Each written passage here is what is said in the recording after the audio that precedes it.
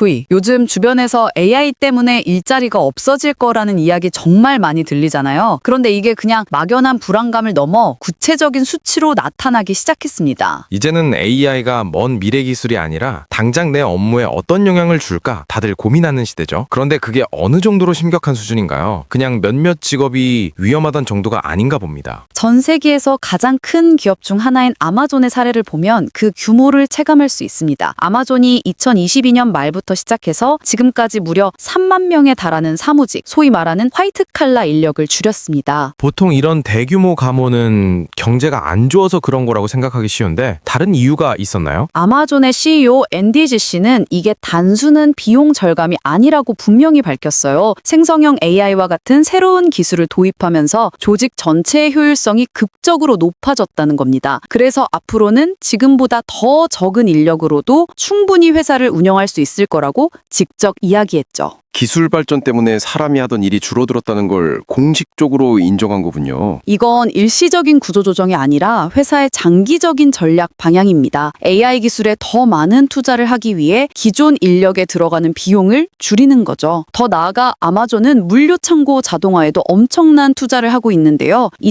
2033년까지 로봇을 투입해 최대 60만 개 현장직 일자리를 대체할 계획까지 가지고 있습니다. 사무직은 생성형 AI가, 현장직은 로봇이 대체하는 말 그대로 전방위적인 변화네요. 60만 개라니 정말 상상하기 힘든 규모입니다. 이런 변화는 비단 아마존 같은 거대 기업만의 이야기가 아닙니다. 훨씬 더 직접적이고 개인적인 사례도 있습니다. 올리비아 립킨이라는 25세의 미국인 카피라이터는 어느 날 회사로부터 해고 통보를 받았어요. 그 이유가 정말 충격적입니다. 그 이유가 뭐였는데요? 관리자가 이렇게 말했다고 해요. 챗 GPT를 쓰는 게 당신에게 월급을 주는 것보다 훨씬 싸다. 실력이나 성과가 아니라 그냥 AI보다 비싸다는 이유만으로 일자리를 잃게 된 겁니다. 과거에는 창의적인 영역, 글을 쓰는 일 같은 건 기계가 절대 못할 거라고 생각했는데 이제는 그 영역마저 비용 효율성 앞에서 무너지고 있는 거군요. 과거의 자동화가 주로 공장의 단순 반복 노동을 대체했다면 지금의 AI는 고임금 지식 노동의 핵심 영역까지 파고들고 있습니다. 소프트웨어 회사인 인투이트는 전체 직원의 10%를 해고하면서 그 자리를 AI 전문 인력으로 대체하겠다고 발표하기도 했습니다. 그런데 기업들이 이렇게 AI 때문에 사람을 줄인다고 대놓고 말하는 게 부담스럽지는 않을까요? 왠지 비용 절감이나 조직 효율화 같은 좋은 말로 포장할 것 같은데요. AI를 해고의 직접적인 원인으로 언급하는 경우는 굉장히 드뭅니다. 한 컨설팅 회사의 보고서를 보면 2만 명의 감원이 있었는데 그중에서 AI를 공식적인 사유로 밝힌 경우는 단 75건에 불과했어요. 실제로는 훨씬 더 많을 텐데 다들 숨기고 있다는 거네요. AI 때문에 직원을 해고한다고 하면 기업 이미지가 나빠질 수 있고 직원들의 반발도 심할 수 있으니까요. AI가 기업에게는 인력을 줄일 아주 강력한 명분이면서 동시에 겉으로 드러내기엔 부담스러운 속내가 되고 있는 겁니다. 그런데 이렇게 기업들이 야심차게 AI를 도입한다고 해서 모든 게 다 잘 풀리지는 않을 것 같아요. 분명히 실패하거나 부작용이 나타난 사례도 있을 것 같은데요. 물론입니다.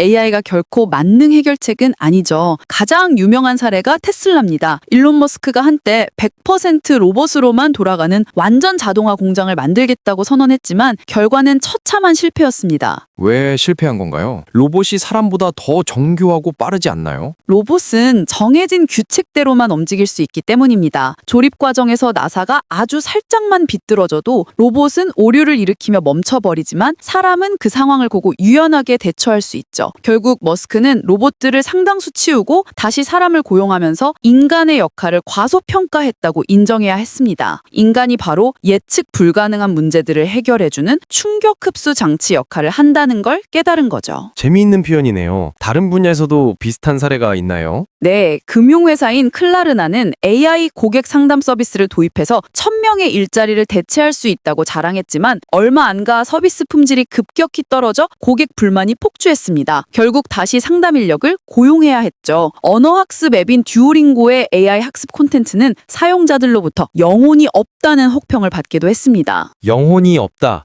AI의 한계를 명확하게 보여주는 말이네요. 결국 복잡한 문제를 판단하고 사람의 감정을 이해하고 미묘한 맥락을 파악하는 인간의 능력은 여전히 중요하군요. 그래서 많은 기업들이 단순한 인력 감축보다는 AI를 인간의 능력을 보완하고 강화하는 방향으로 전략을 짜고 있습니다. 이제 가장 중요한 우리 이야기로 넘어가 볼게요. 네, 남의 나라 이야기만 할 순 없죠. 한국은 이 거대한 흐름에서 얼마나 안전한가요? 안타깝지만 한국도 예외가 아닙니다. 한국은 AI로 대체될 가능성이 높은 일자리가 무려 327만 개에 이른다고 합니다. 더욱 주목할 점은 이 중 60%가 의사, 변호사, 회계사 같은 전문직이라는 사실이죠. 전문직이 절반 이상이라니 정말 충격적이네요. 구체적으로 국내에서도 변화가 나타나고 있나요? 네, 공공기관인 한국장학재단의 콜센터 사례가 대표적입니다. AI 상담 시스템을 도입한 뒤 긍정적인 효과도 있었지만 서울 지역의 위탁 상담사 인력을 약 25% 줄이는 계획이 추진되면서 큰 논란이 있었습니다. AI 도입이 바로 인력 감축으로 이어진 거군요. 그럼 남아있는 직원들은 일이 편해졌을까요? 정반대였습니다. 간단한 문의는 AI 챗봇이 처리하게 되면서 사람 상담원에게는 아주 복잡하거나 감정적인 불만을 가진 까다로운 민원만 남게 된 거죠. 결국 남아있는 직원들의 감정 노동 강도는 오히려 훨씬 더 심해지는 부작용이 나타났습니다. 기술의 발전이 오히려 사람을 더 힘들게 만들 수도 있다는 걸 보여주는 사례네요. 반대로 AI를 긍정적으로 활용하는 곳도 있겠죠. 국내 금융권이 좋은 예시입니다. 금융권에서는 AI를 사람을 해고하는 도구가 아니라 기존 직원들의 업무를 더 고도화하는 업무 전환의 기회로 삼고 있습니다. 고객 신원 확인이나 사기 거래 탐정 같은 반복적인 일은 AI에게 맡기고 직원들은 더 복잡한 금융 상품을 분석하거나 큰 그림에서 리스크를 관리하는 역할로 이동하는 거죠. 단순 업무에서 해방되어서 더 가치 있는 일에 집중하게 되는 거군요. 이 과정에서 AI 모델 설계자나 프롬프트 엔지니어 같은 과거에는 상상도 못했던 새로운 직업들이 생겨나고 있습니다. 결국 AI를 어떻게 바라보고 활용하느냐에 따라 그 결과는 완전히 달라질 수 있습니다. 듣다 보니 한 가지 걱정되는 점이 있습니다. 이런 변화에 가장 취약한 사람들은 아무래도 사회 경험이 적은 청년들이나 신입사원들이 아닐까요? 네, 실제로 한 연구 결과가 그 우려를 증명합니다. AI 기술에 가장 많이 노출된 소프트웨어나 고객 서비스 같은 분야에서 22세에서 25세 사이, 즉 사회 초년생들의 고용이 2022년 이후 약 13%나 감소했다고 합니다.